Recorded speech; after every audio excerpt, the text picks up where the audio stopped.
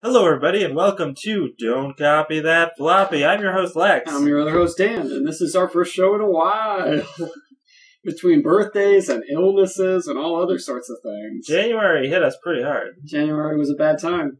There were no good games released either. That's not true. There's a couple.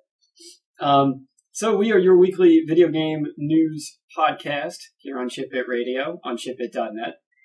We broadcast every week, or we try to at least, from 7 to 8 p.m. live. You can find us right here on ShipIt.net, as well as on Facebook, Twitter, and some other places. YouTube, iTunes, Steam. and Steam. Steam's the other place where we are. It's been a while I since kept wanting to say Twitch, Yeah. but that's not true. Maybe someday. But someday. Maybe we'll play some games on Twitch, and everyone will out ourselves as real video game journalists by proving that we have no idea how to play a video game. Let's do it. Yep. But yeah, so we're going to be recapping some news from the last couple of weeks, probably. Yeah, we've got a pastiche of stories from And January. which is especially easy because this week there wasn't really too much going on. Yeah, so we mostly got older articles. We got news about Danny DeVito. We got news about Peter Molyneux. We got news about Iron Maiden. Suffice to say, it sounds like a more interesting show than it will be. Set your expectations really high. Yeah, set them super duper high. So, where to begin here? I kind of want to start with that John Smedley piece. Okay, sure. One of our favorite guys. The saddest. He's. I got this. I just have to imagine that he's just a sad sack. Oh, you passed it. Where is it? It's the first one after fans. That's it. Yeah, that's it. There it is. That's it. So this is kind of related to Kickstarter, which is why I wanted to start with it. Yes. Because originally, a couple weeks ago, this was going to be a Kickstarter to check out story. Yes. But then that didn't work out so well. Apparently that didn't pan out. So John Smedley, for those of you who don't know, is a guy who was in charge of Sony Online Entertainment. Yep. He was harassed repeatedly by teenagers. Well, a teenager in particular. By lizards. By lizards. Lizard teens. But he's been in the industry for a very long time. He was involved in EverQuest? Yep. First EverQuest, and all sorts of different things. And he quit his job recently because of all the harassment and whatnot. And he just formed a new studio called Pixel Mage, I believe. Pixel Mage Games. Yeah, Pixel Mage Games. And they started a Kickstarter crowdfunding campaign for a game called Hero's Song. Now, this was true to the name of his company. This game was going to be a pixel art, top-down RPG. Yes. Looks pretty, but it looks like a slightly prettier version of something you'd see on the Super Nintendo, like a late Super Nintendo title. It almost has kind of a RuneScape style look to it. Or maybe a little bit. Like a RuneScape, but more pixel art, because RuneScape does polygon models. It's got a little bit of that vibe to it, I think. So yeah, you run around the world and you fight, and it's real-time action combat. And no, this was a PC game, correct? Yes. Although it'd be sweet if they released it on Super Nintendo as well. But that would be interesting. But yeah, so they started Kickstarter for it. They were asking for $800,000. Yes. About 2 weeks in, or a week in? It's a weekend. A weekend they had made around, I think the last time I checked it, it was 133 or 140,000. So not a big first week. No, but not terrible. No. And they'd been getting a lot of press. They'd been doing a lot of stories. Smedley actually did a really nice, in-depth interview. Yeah, and I mean, he's kind of been in the news, game industry news, for a little while now because of all the negative stuff. And he's got all those connections. One way or another, his name is known. Yeah. But yeah, he decided, or rather his Pixel Mage decided, to cancel the Kickstarter after 1 week. Yes. Has anything, as far as I know, nothing has been said about why exactly yet. He gave a little. We're looking at a Polygon article about this right now from the 26th, January 26th. Yeah. And he mentioned some stuff about how it wasn't doing well enough, so it doesn't look like we're going to reach our goal, and we should have had more... it was a premature kind of, like, this doesn't look like it's... Yeah, so they just pulled the plug. Yeah. And he talks about how, like, we should have had better rewards with more, like, physical things to give out. Now, I don't recall actually looking at the rewards that closely. I was actually going to donate to it, and I was going to donate the minimum amount, which was 15, which would get you a copy of the game. This game's going to be like $20 or $30 was the plan. Oh, 136. I was real close. 136. So, yeah, the fact that it always bothers me when Kickstarters don't have tiers below like $15 or $20. But it's nice to have even like a $1 or $5 thing, so people who want to can just give a little bit and not really get any rewards. Yeah, you should get like thanked in the game's credits or something. Yeah, you know. So it's like you're getting something, you're not really getting anything. But... Yeah, but I mean, it's nice because if you're someone who's like, I don't really care about the rewards, I want to give something to this game, but I don't want to break the bank. You can drop $5 on it. You can drop $1 on it. Yeah, and just say like, I helped a little bit. Yeah. So I think that these rewards are pretty okay because it's things like T-shirts, like a soundtrack, access to the alpha build of the game. Yeah, which all sounds really good. Oh, $20 is how much he wants to sell for. So, he still wants to make this game. Yes. And the original thing they said was, okay, we need 800,000, and private investors have already offered $1 million. Yeah. So he's saying, like, well, we still have these private investors, and some other private investors have come forward. So we're not doing the Kickstarter, but we're gonna still try and make the game, and we're still shooting for the same launch window. Which I don't know about that. That's weird. Like, it calls into question why you needed the Kickstarter in the first place, really? Because like, you'd think that you would have exhausted all of the potential investors before you went to the Kickstarter, but it was like, oh, well, all these people came out of the woodwork during the first week of the Kickstarter. Right. And I was like, really? Okay. I guess it's cool. I mean, I really want to play it. Well, I like a lot of the things he's saying about the game where he's taking a very old school style. Like, it's to the point where, like, if you die, your character's dead.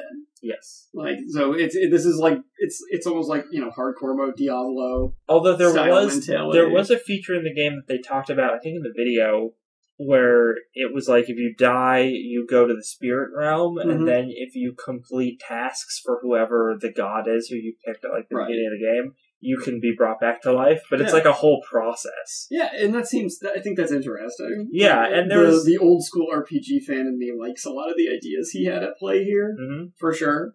So I hope we do see the game in some form or another. Now, I want to ask you, why do you think people weren't very interested in this? Because I have a theory, but maybe it's not a very good theory. Just looking at, like, the Kickstarter, you still have the Kickstarter page open? I closed it, but I scrolled down and looked at a bunch of the art and stuff. I think it doesn't have the right flair to it that a lot of people are looking for. I think it looks like a game that would probably have come out and had very solid mechanics and really solid gameplay. Art direction-wise, kind of bland. Doesn't look that intriguing. And honestly, I think that's one of the main things. See, that's what I think, the main too. Thing, actually, yeah. Is it doesn't... When you look at the visuals, it doesn't really grab you. It's like... And the ideas sound really cool, but that's all that really is striking about it to me. Because it's pixel art, and I think at this point people are getting really sick of pixel art. But it's not fun, stylized pixel art. It just, like, the characters legit just look like something from the Super Nintendo. Yeah, it looks like an old game. Yeah. Which could be intentional. Like, you really want to I think it was. In on the old style. It looks like the character art on the Kickstarter reminds me of, like, Advanced Dungeons & Dragons. Or Morrowind. Or, like, older games at this point. I mean, Morrowind's not that old, but it had kind of an old aesthetic to it. I just think Ultima. Oh yeah, Ultima definitely. Like, for sure. Yeah. Actually, this game reminds me a lot of Ultima now that I think about it. Which is not a bad thing at all. No. But yeah, if we hadn't been seeing indie pixel art games for the last like 5 years on Steam, I think people are just tired of it. So it's a combination of oversaturation and nothing flashy about it, really. There's nothing to really drag you in, visually speaking. This reminds me, though, there is a pixel art game I recently found on Steam that I'm super excited about. Is that right? I don't know if it's I think it's in early access right now, but it's called Crawl, and it is the definition of a flashy pixel art game, because the graphics are pixel art, but they're super stylized, and they have, like, this really great, like, narrated trailer with, like, the guy who's narrating it is awesome. His voice is super creepy. But the theory with the game is that you are playing this guy who controls a spooky dungeon. Adventurers show up. Yeah. I watched some alpha gameplay of this, actually. Yeah, this game looks really interesting. It looks like kind of like Super Time Force. Yep. Although it's not made by that studio, it's a different studio. Yeah, but it's a very fast paced, brutal kind of dungeon game. Yeah. So the idea is that you're the running this dungeon. The hero is running through, and it's multiplayer. As multiplayer. Yeah. Someone runs the dungeon, and somebody is the hero. Yes. So you're trying to kill this guy. If you kill him as the dungeon master, you get to possess him and then be the hero and run through the dungeon. Yes. So it's got a cool tug-of-war kind of gameplay style to it. That looks super neat. Yeah, it's just, and that's like it's a perfect example, because it's a fantasy game, a pixel art fantasy game that has a very striking art style.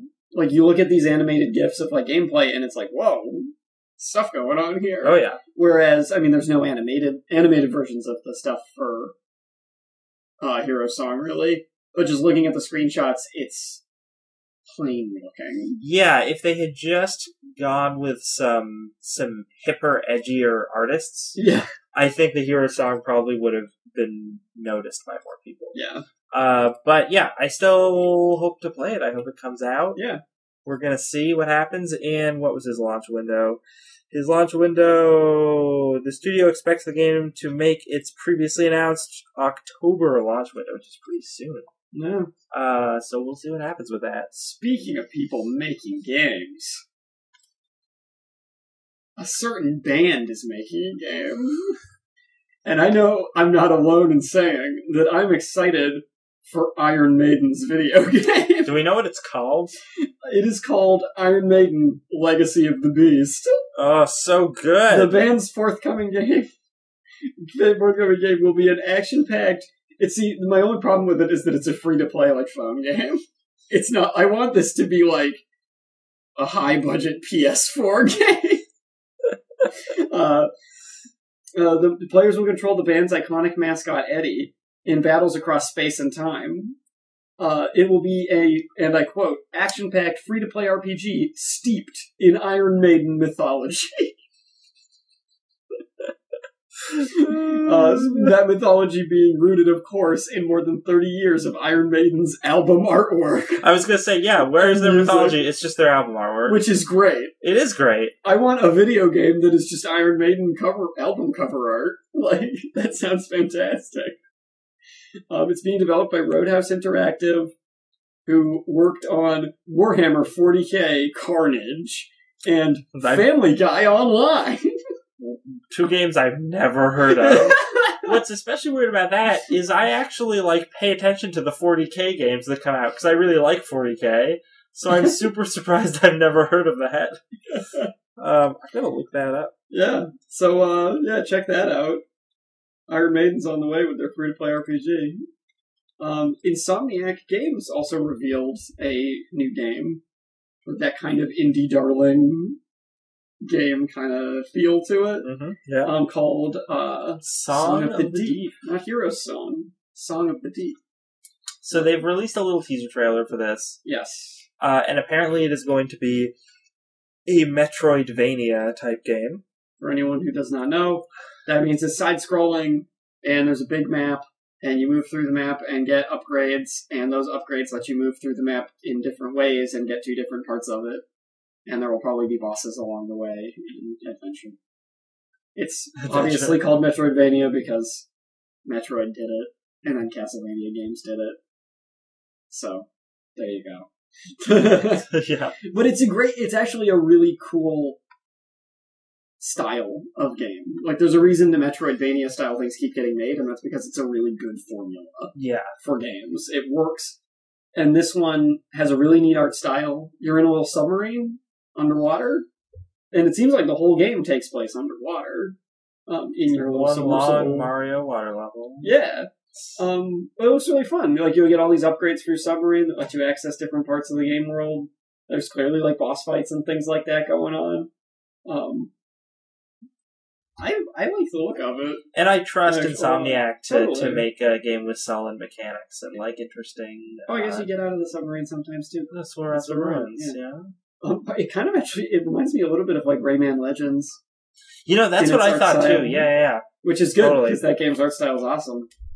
But it looks fun, and it says that Insomniac has repeatedly referred to it as a passion project. Saying that they have been wanting to make this for a while. Brian Hastings, the chief creative officer at Insomniac, hopes to transport players to a world they've never been to, giving them a sense of amazement and awe. Oh. So they just kind of want it to be a fun, wondrous adventure kind of thing, which I think is neat. And that everyone on their team kind of grew up on these sorts of games, and they've never made one before.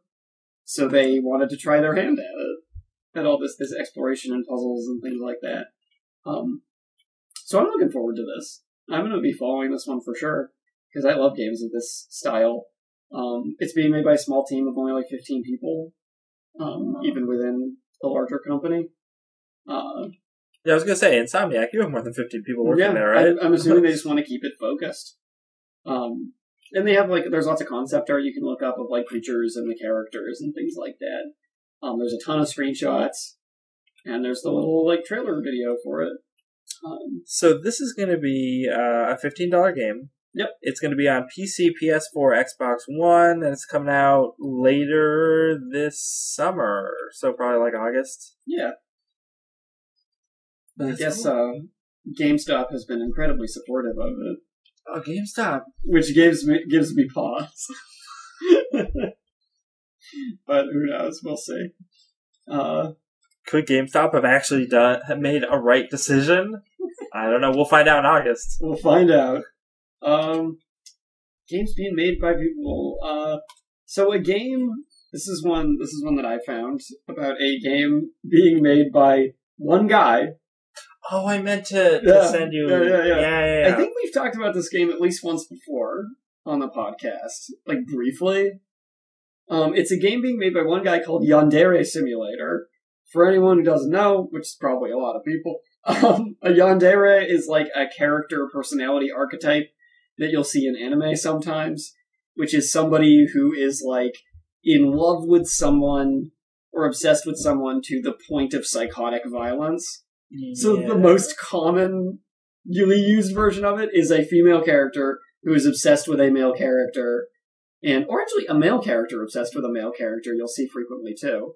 To the point where if anybody else approaches that character, they get incredibly defensive to the point of sometimes murdering that person. That's funny, because that's like the opposite of real life. It's almost, in real life, when this kind of stuff happens, it's always men obsessed with women. Yeah, that's anime for you. Yeah. Japan, it's like, they just put that twist. Yeah, just throw that twist in there. Ladies is crazy. Yeah. So this game is called Yandere Simulator. You play as this, like, psycho girl, and you go around your school, and the whole point of the thing is you have to get your senpai to notice you, and you have to stop him from noticing other people, which you do by murdering other girls. And guys. I read a thing about this, which was one of the ways you play it, apparently, is if there's a girl that is, is macking on him, you can destroy her socially so badly that she will commit suicide. Yes. So there's some serious crap in this game. Oh, yeah. Like, this stuff's for real. But it's all presented in, like, this anime art style and stuff. And Yandere Dev, the only name by which the developer is known, tweeted on... This is from January 21st is when he tweeted. The article is from the 22nd.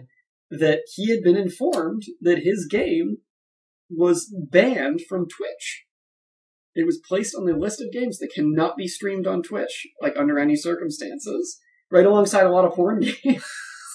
And hatred. And hatred. Now, we had made a big deal when we did our year in review. Such our amazing titles as Battle Rape. Oh. BMXXXX. Oh, yeah. I'm sorry. I looked at the list and saw that. I was just like, that's a thing? Apparently and so. What's Under Your Blanket? Oh, no. Oh, no. And Kamidori Alchemy Meister. Who knows what goes on in that one? But okay, so the guy game. When we did our recap of last year, one of the big stories we talked about was how hatred had gotten banned on Twitch, and Yes. it basically Twitch changed their entire banning guideline so that hatred could be encompassed within that. Mm-hmm.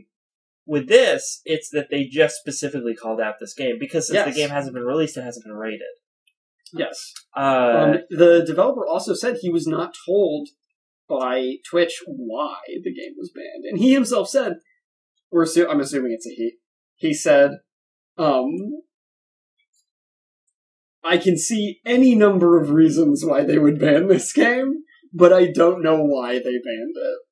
So it seems more to me that he just wants to know, like, what it is. Because, and I had read a thing where he was like, I'm willing to change stuff. Yeah. Like, he's his not whole gonna... letter is included in this article, and he says if their problem with it is something innocuous, like an Easter egg that turns the school kids into naked giants, similar to Attack on Titan, like, as just a little Easter egg, if it's something like that, he has no problem, like censoring the nudity and, like, to more accurately even represent the characters from the show. But he's willing to modify minor things that were never meant to be the focus of the game, but he's not going to remove gameplay mechanics or core features or change what the game is about. Yeah. Like, this is the game he's making. Yeah. Like, that's that. And my assumption, the fact that Twitch, I do not think they have been in contact with him since this. I'm pretty sure they haven't. My assumption is that their problem is with the core gameplay, or they would have said. He says in his letter, like, it's possible that Twitch probably has a problem with the setting, which is a school-aged character killing other school-aged characters in a school. Which is like, I can get why they'd be touchy about that. Twitch just referred to their rules of conduct when they were asked about this. It was just to go look at our terms of conduct, and there you go. So they have reasons for games to be blacklisted: include self-destructive behavior, harassment, gore, sexually explicit content, but they wouldn't say what this game violated in particular. Regardless, the developer's still making the game. He has a Patreon account with more than 850 supporters and a potential income of $4,300 a month. Oh, wow. He's doing pretty good for himself with this, actually. There's a debug build of the game as a free PC download. The developer says the game's probably only about 5% done. And it wouldn't be it's not going to be complete until sometime in 2018, according to his guesses. So it seems like it's a side project. It's what this person's doing in their free time. Even with all that money each month, you can't just live off that and make a game? Who knows? Well, that's potential income. That doesn't mean he's making that every month. Well, that's true. It just means it's possible, if he does a ton of stuff, it's possible for him to get that much every month. He also, he's been really involved with the people interested in the game, too. Which I think is cool. He releases builds for everybody, just, whenever, so that people can try out new stuff. He polls the fan community constantly for things they think should be changed or not. So, it's cool. It's this one guy, but he seems to really be listening to, the people who are playing this game and what they think, and letting them help shape it, kind of. I actually remember when this project first got started. I remember seeing a post about it, I think, on 4chan. That would make sense. Yeah, that would make sense. Of it when it was really new. There was no blood in it yet. It was just a character in a white hallway with, another character. And then he's like, just talking them into killing themselves. It's I'm making this yandere game. Everybody isn't that neat? And people were like, yeah, that's neat.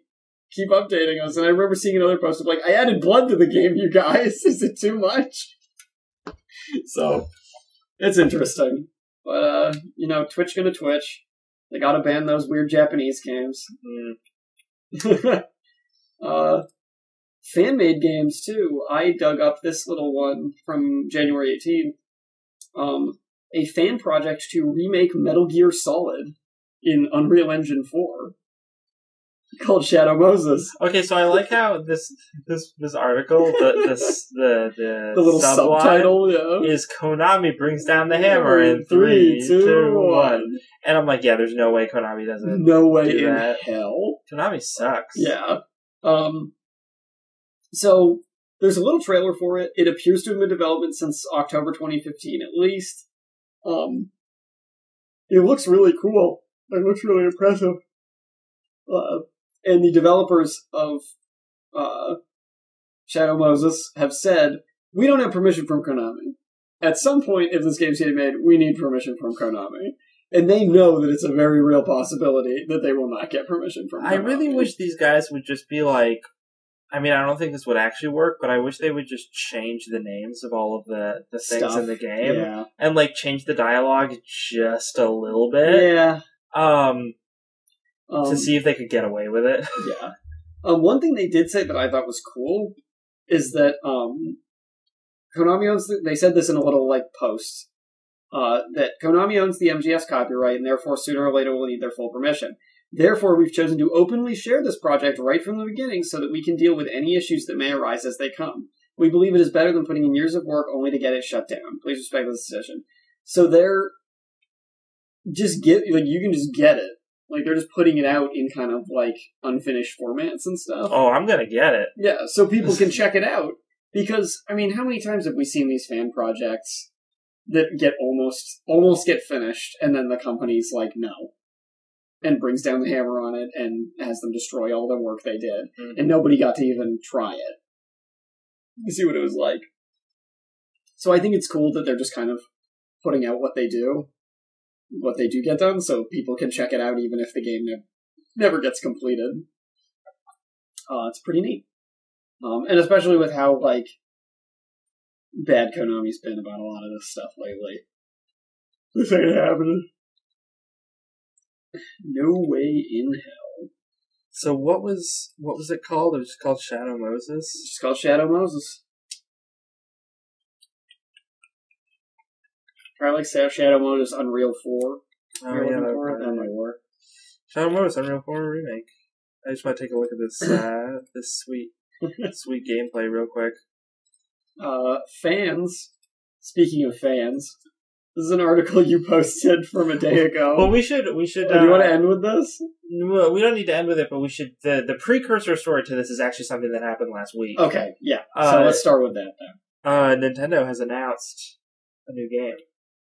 I'm still not exactly sure what this game is. It's amazing, is what it is. It is Detective Pikachu. Yes, and it's I don't know, a detective game starring Pikachu. Apparently, he's a talking Pokemon, like Meowth. Yeah, like Meowth. Yeah, it's good. You know, there's precedent for that. Yeah. And he wears a little Sherlock Holmes hat. Yeah. And he probably solves mysteries. Probably. We don't know a lot about it yet. He might zap people, too. Hopefully. So yeah, then Nintendo announced this. Like, as far as I can tell, there's not really much information on what the actual game's going to be. I could be wrong about that, but... Oh my gosh, Shadow Moses looks really good. I'm going to download this later. Doesn't it?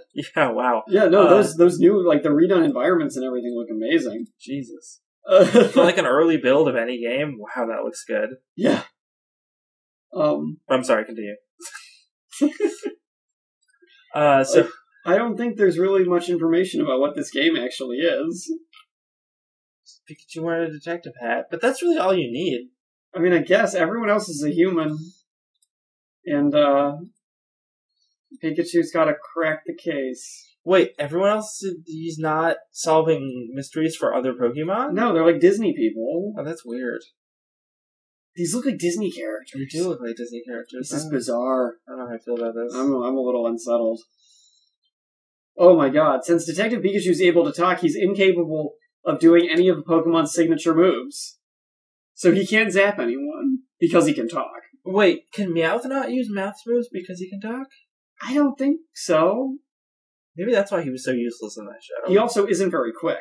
Basically, he's a bad Pikachu. On top of this, he's weak around attractive women. Oh, no. Another notable detail about Detective Pikachu, he likes coffee. Is this going to be like a hard-boiled, like, noir Pikachu? Dude, I really hope so. It was a dame. Yes, he has 5 o'clock shadow somehow. That's what I want. That's really what I want. Kinmeda. I really want him to just have a deep, manly voice. Dude, I know what voice I want him to have. Yeah, there's our segue. There's our segue. So fans have seen this and they've been like, you know what? We know exactly who needs to voice English voice for Detective Pikachu. Danny DeVito. Because who else? He's their same size. They both have very pinchable cheeks. What I love this. So this is an article from a day ago on a website, GameRant.com. And what I love about this is that the title of the article is "Fans Start a Petition to Have Danny DeVito voice Detective Pikachu." Is this Pokemon fans?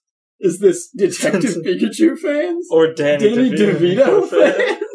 Or is it that very small cross section of someone who's into all 3 of those things?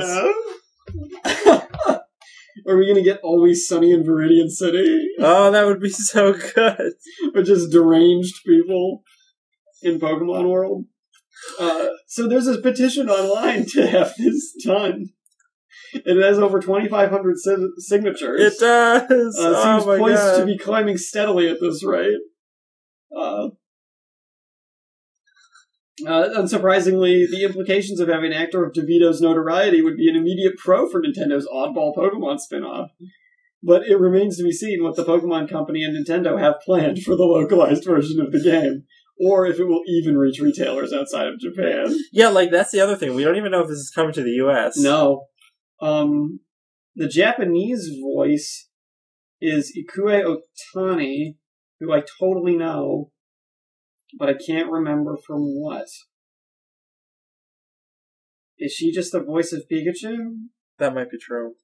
I mean, I'm sure she's the voice of Pikachu, but I feel like I know her from something else, too. Oh my god, is she Luffy in One Piece? She's totally gotta be Luffy. No, she's not. She's Chopper. She's Chopper in One Piece. That's what I know her from. She's a little reindeer guy. Oh. And she voiced Pikachu in all the... Oh my god, look at all these Pikachu credits. Dear Lord. She's in a bunch of stuff, though. She's a pretty prolific voice actress for anime and things like that. So the question is, can Danny DeVito match her acting chops? No. Ms. Otani is pretty experienced. She's a jazz vocalist too. Whoa! So watch yourself, DeVito. No, but I guess the question becomes: will this fan petition sway Nintendo? The answer is no. No, it won't. Nintendo does not give a shit. They don't care at all. They totally don't care. They probably weren't even going to bring this game to America, but if they are, they're not going to listen to this petition. I don't care if it gets 1 million signatures. They don't care. No. They do not make decisions like that. And they've shown throughout they don't care what time. They don't care. That they don't... they're censoring a bunch of stuff in the new Fire Emblem game, and there's been tons of petitions already to get them to uncensor Fire Emblem for the States. It's little things. But Nintendo's not listening. Yeah. They're not going to change any of it. They're censoring what they're going to censor. It's actually funny to me because Nintendo is one of the companies that I think most likes to interact with their fans, with their directs and stuff. Yeah, but at the same time, they really stand their ground. Yeah, that when they make decisions, they're like, no, the fans aren't going to change their minds. It's not going to happen. No. Let's talk a little bit about EA. Must we? We must. No, so EA, everyone's favorite company, yep. Has decided that this year they will not be having a conference at E3. Oh my god! So how will I see the new premiere trailer of Tiger Woods Golf? Pele! Pele! So This is we're God. citing a story from today from Kotaku. So what is it? The 29th today? Is that what the day is? Yes, today is the 29th. January 29th. Yeah, EA decided that they will not do the press conference. I believe they will still have a. No, I don't think they will have a booth. They will not have a booth. There's not going to be there. Instead, they will be at an event called EA Play that they are making themselves that will literally be down the street from E3 at the same time. We need your convention. We're going to make our own convention with blackjack and hookers. Exactly. And this... It's going to be great. Strikes me as a little odd, but it seems a tad bit like... Well, not exactly like it, but kind of like what Nintendo decided to do several years ago. Yeah. Where Nintendo was like, we don't really need to be part of EA. Although it's like that when we're morally bankrupt. Exactly, because when Nintendo decided not to do press conferences anymore, they still had booths and showed off stuff at E3. And they didn't set up a rival freaking... No. Like, they didn't set up a building across the street so they can mad dog E3 the whole time. Oh my god. Well, Nintendo did it because they wanted to do press conferences in their own way on their own terms. Yes. They preferred doing the direct style presentation for their new stuff rather than having to stick to the E3 styled press conference and do it that way. Which makes sense. Nintendo wanted to do it their own way, so they did. But like you said, they didn't like... They're not... It doesn't seem like they were calling out E3 for anything. It also, I think, speaks in a weird way to how E3 is becoming less relevant. As sort of streaming's a bigger thing. It's way easier now for companies to talk directly to their fans and get press releases out, so you don't really need a big event to do it. Right. I think people just really get bored watching those press conferences. I mean, I know we do. Yep. But, well, when you have like half of it is just business talk, pretty much. Yeah. It's not interesting. Yeah. You're there to see like the game announcements and things like that. But at the same time, E3 is also growing. It's in the sense of actual size because now it's open to the public, and the number of people going has increased steadily for the last few years since that happened. And last year they added the Bethesda show as well. Oh yeah, they did that. That was new. That. And Square Enix had done one the year before, too, I think. Or did they? Was Square Enix new too last year? Square Enix, even if the last year wasn't Square Enix, the first time Square Enix had their own press conference, it was only the second or third time. Yeah. So, like, over the years, more companies have been doing their own press conferences at E3 as well. Yeah. Which is a sign of growth, kind of. Like, getting more companies in there. It seems like E3 is shifting more to being viewed like a convention. Which is what it started as. Yeah. And less like a big press junket thing. Yeah. Which is good, probably. Yeah. Plus, like, everybody hates EA anyway, so who they're cares? not there, it's fine. Yeah. No one's gonna miss them. No one's gonna miss their sports game talk. Let's see. Mr. Peter, you want to talk about Mr. Peter Molyneux? Molly? Talking about Molly right now? Molly, one of our favorite guys. PM. Mr. Molly. So this is an article from... Peter the Liar. Oh no. From January 28th from Polygon. Yes. So recently, Peter Molyneux's Twitter account got hacked. And kind of hilariously, the hacker posted that Goddess was going to be pulled from the market, and then shortly after posted, as Peter Molyneux, that he would be retiring from games development. So one of those tweets was true. Because I would be... I think Goddess is going to get pulled off the market at some point. There's been a lot of controversy with that game, especially with that dude who got the big prize thing and has not seen any of it. Yeah, the big prize from that stupid curiosity box thing he did, and the prize was like to be an important part of Goddess in some way, and apparently that guy has not been contacted like at all about that. So it's bad. When I saw this, I believed it. Like, it seemed so likely. Like, I saw this notification and I was kind of like, huh, Peter Molyneux's retiring. That's fine. Okay. About time. And here's the thing. Then I saw the thing that said, oh, my account's been hacked. I'm not retiring and not closing Goddess. And I thought that was fake. I was like, oh, now somebody's messing around. Because he actually announced his retirement, and then a fan hacks his account and makes it so that he's not retired. Yeah, like that somehow seemed more. I bought that more than the reality. That's bad. But it's funny that someone hacks his account, and instead of just saying like crazy things, they were just like, "I'm retiring." I'm just retiring. Yeah, instead of like racial slurs or something. Like, what do you even do? What do you even do to Peter Molyneux that he hasn't already done to himself? You just take him out of the game. You just take him out of it. So that was kind of a funny little story. That guy, he was just trying to do Molly a favor. He was like, listen, you gotta step back a little bit. You gotta step down. Then he has his glorious return from retirement. Oh, a redemption story. Everybody loves a redemption story. Exactly. You ever seen a football movie? Yep. Go watch one. Or a boxing movie. Or any sports movie, really. Yeah, any one of them.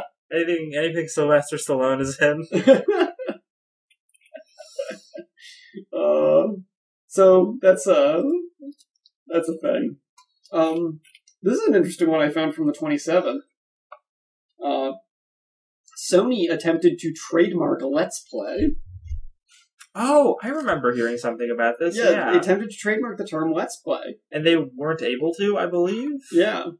Because the trademark office was like, okay, this is silly. The U.S. Patent and Trademark Office has said that Let's Play is merely descriptive as it pertains to video gaming, a ruling which will likely end Sony's earlier attempt to trademark the phrase.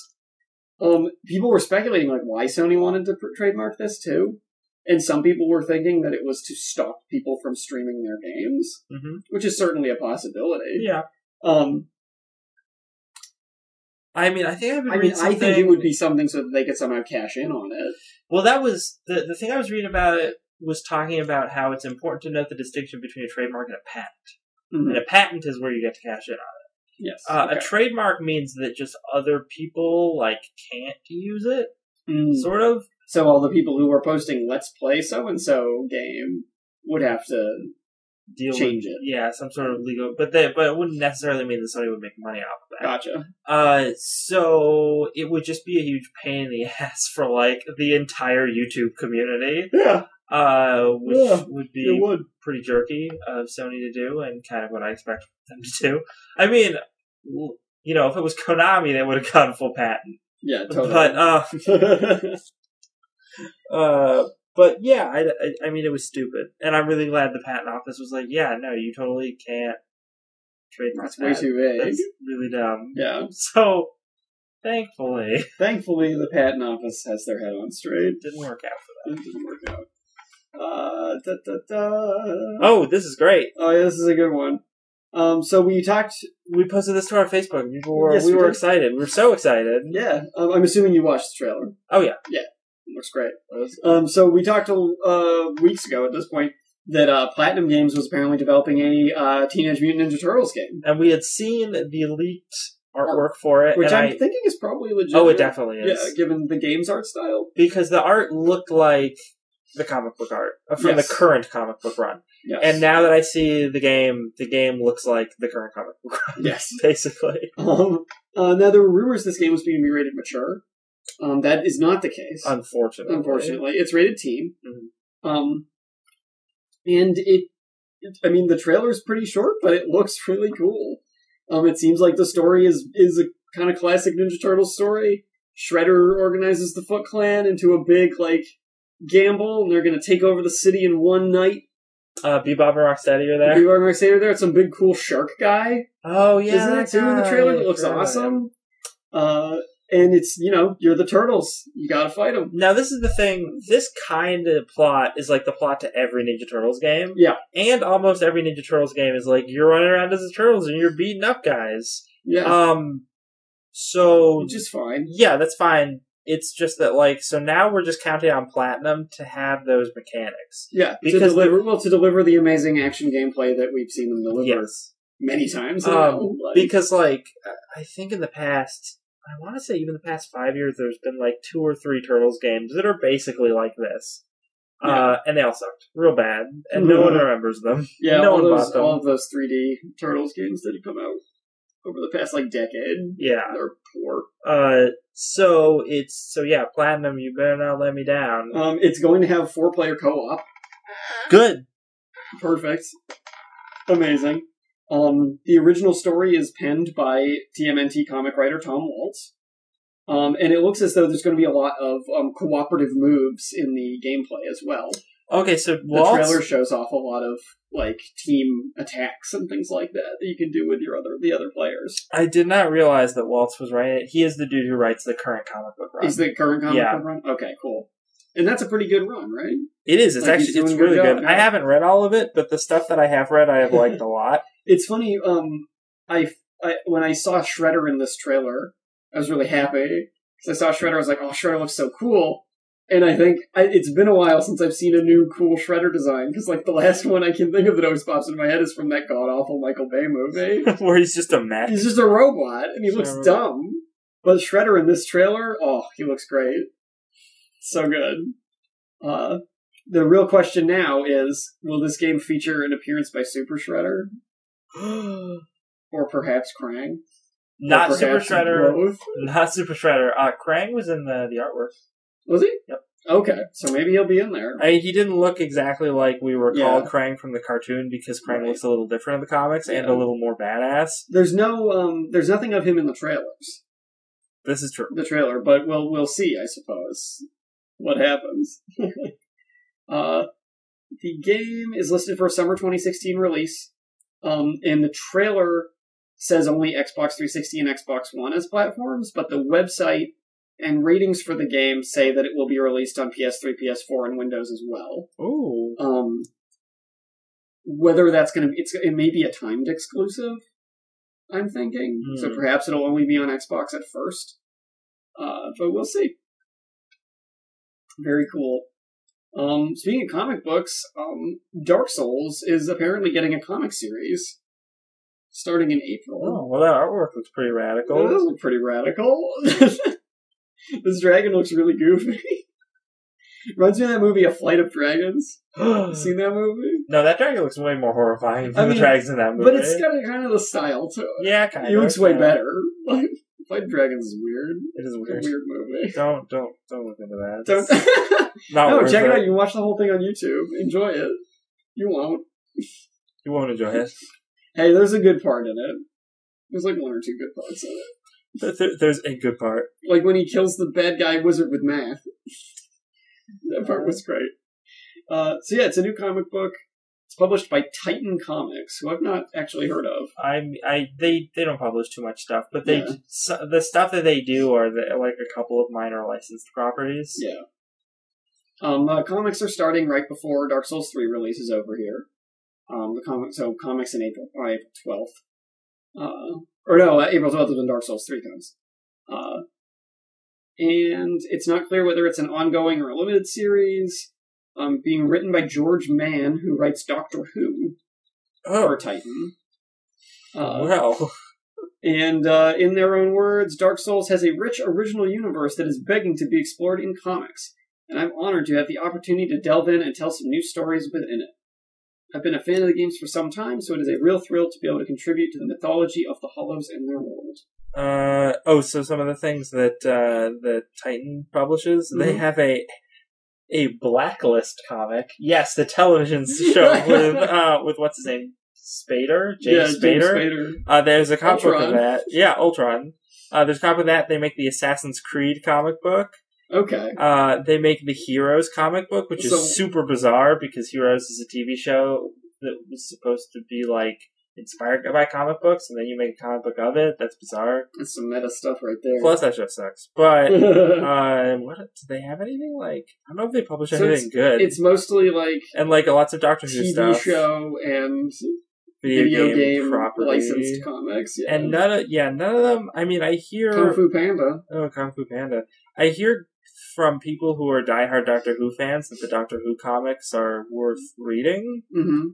I mean, neither of us are really Doctor Who fans.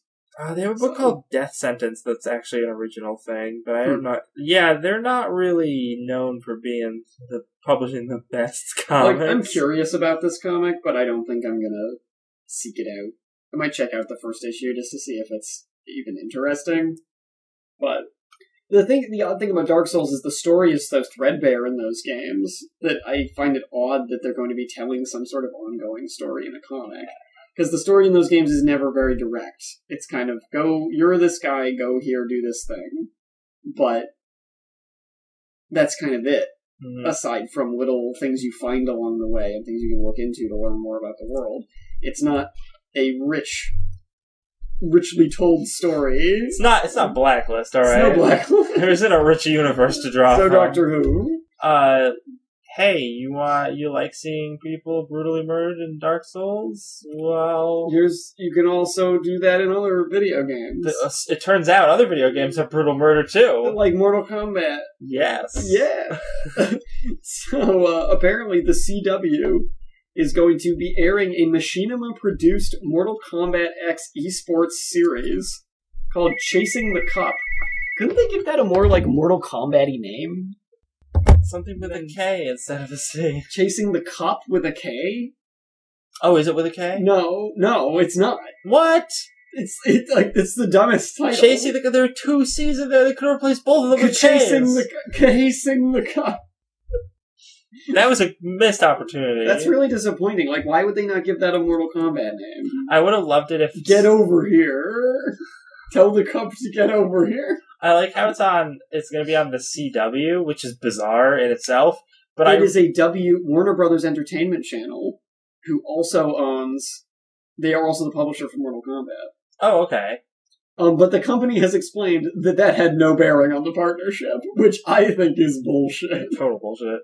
There's no way that's true. I like how, so for almost all CW shows, or actually, no, for all shows, there'll be a little thing where it'll be like, on CW, I really want the Mortal Kombat one for the CW to come up on the screen, and then the C to be, like, punched off, and for a K to show up. Test your might. Oh, that'd be wonderful. That would be so good, but I doubt it's going to have that good a Well, clearly they don't care. Yeah. Because they didn't even make Cup with a K. Jesus. Mortal Kombat XL is coming out soon on PS4 and Xbox One on March 1st, which is an expanded re-release of the 2015 game. It's going to have, like, the character packs and everything included in it. Have you seen some of the characters they've added to that game? Because they're adding everybody. Yeah, the newest set is, like, the Xenomorph from Aliens and, like, Leatherface. Yeah, and I think Jason Voorhees is in there. He was in there before. It's because they have all these Warner Brothers properties. I guess so. Just throw them in there. Forget Mortal Kombat characters. Is Predator in there? Yes. Good. Predator's already in, yeah.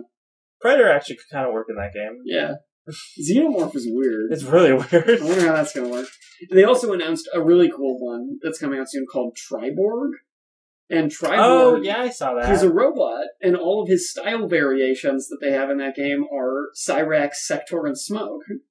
So they got all the robot characters in there, but like as one character. Mm-hmm. It's a pretty cool idea. Yeah, it's a cool idea. Yeah. You know what's a great game? Shovel Knight.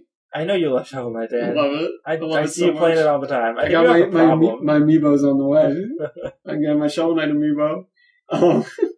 I was just playing it earlier today before the podcast, playing through that Plague of Shadows campaign that I hadn't checked out yet. It's real good. It's amazing. I can't wait for the other stuff.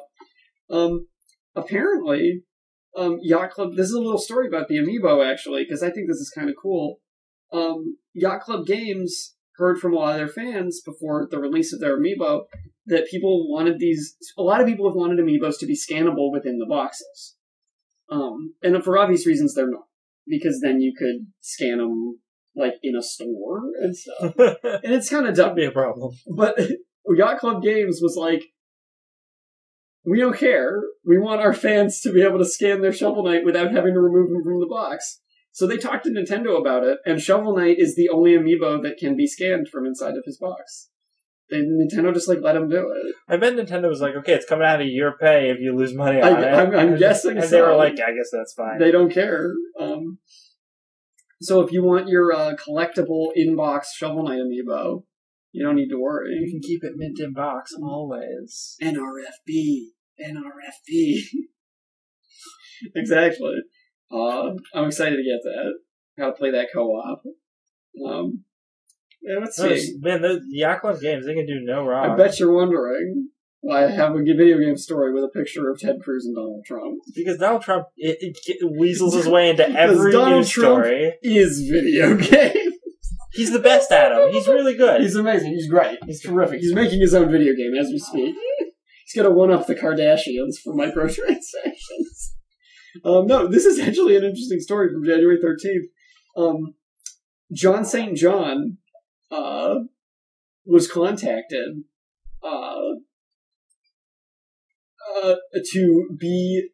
to do, like, I guess to voice a campaign show and kind of just endorse, like, the leading GOP candidate in this presidential election. And John St. John, voice of Duke Nukem, said no. He was like, no, I'm not doing that. Yeah, because he's not an asshole. Because he's not a jerk-ass. So good on you, Duke Nukem. You're the hero we always knew you were.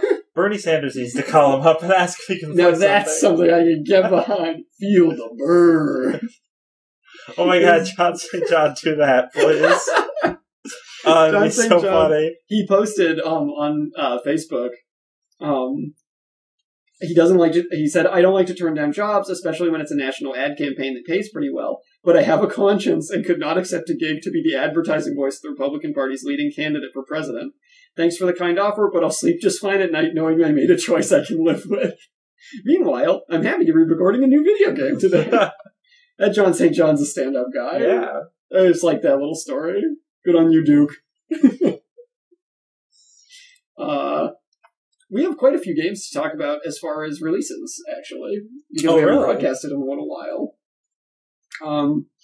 The first release of the year, and possibly the most important, Pony Island on Windows, Mac, and Linux. Well, obviously. Followed shortly by Assassin's Creed Chronicles India, which I don't really know a whole lot about. But it's an Assassin's Creed game set in India, so that's kind of neat. Yeah, what the heck is this? I have no idea. Dragon's Dogma, Dark Arisen, released on Windows, which I've seen a lot of people talking about and playing, and I think that's awesome. Once that game gets some serious modding going in it, that'll be great. From the moment I played Dragon's Dogma on consoles, I thought to myself how amazing it would be if people could mod this game. Because it's got such a good framework for everything. You just need to add stuff to it. Darkest Dungeon's full release happened on January 19th. Yeah. My game's out. It's done. I've been playing the final version. It's real good. A re-release of Resident Evil 0. For everything. For everything. Following the remake of Resident Evil 1 on PlayStation. Yep. Which was great. They did Resident Evil 0. Resident Evil 0, not as strong a title. Not one of the better Resident Evil games, but it's okay. And I've been watching some play of that re-release, and it looks fantastic. Like, visually and everything, they cleaned that game up nice. It looks real good. Minecraft Story Mode started coming out on the Wii U. If you're looking for that.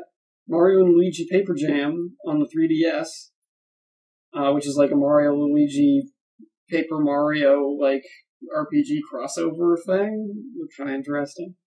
The Witness, which is the new game made by John Blow, the guy who made what the hell's that game's name?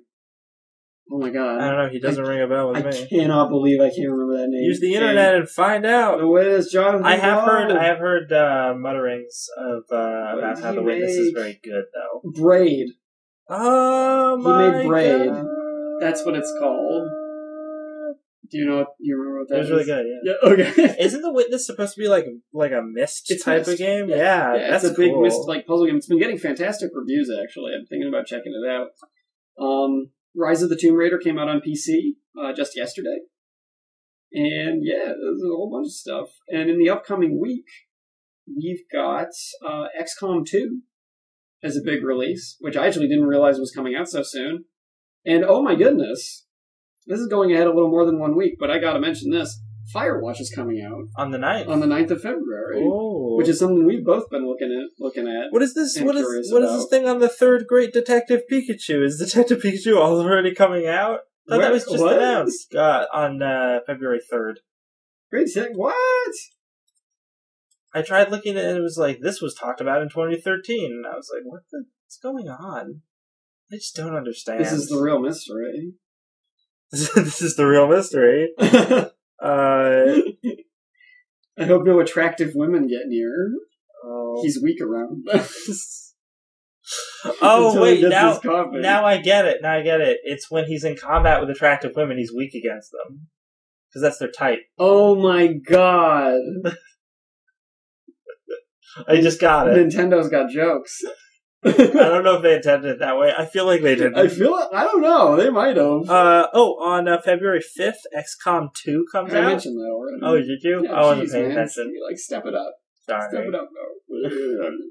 Yeah, I actually hadn't been hearing much about XCOM 2, so this snuck up on me. I didn't realize it was coming out.